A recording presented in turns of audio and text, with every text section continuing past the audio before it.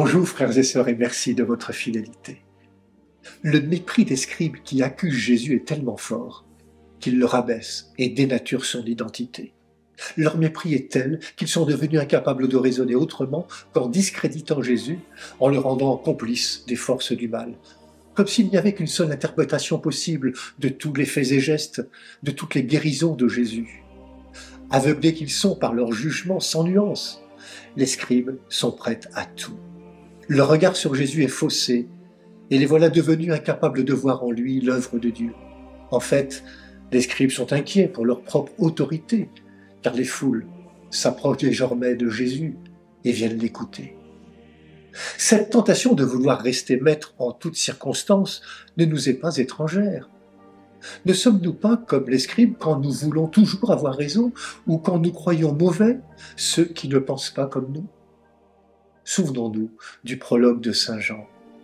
Au commencement était le Verbe, et le Verbe était auprès de Dieu, et le Verbe était Dieu.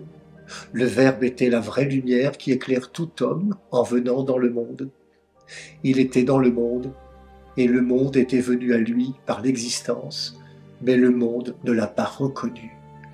Il est venu chez lui, et les siens ne l'ont pas reçu.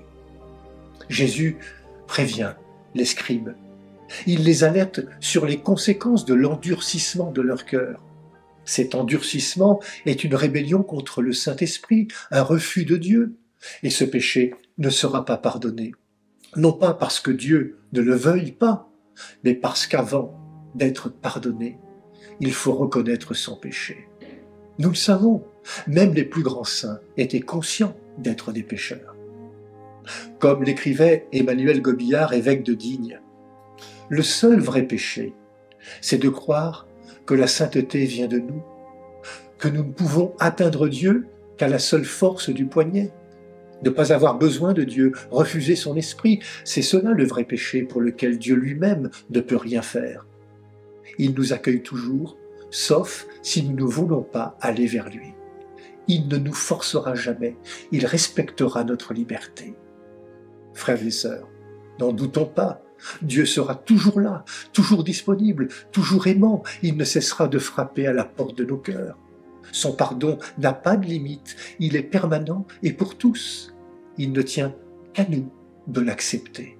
Oui Seigneur, apprends-nous à avoir besoin de toi.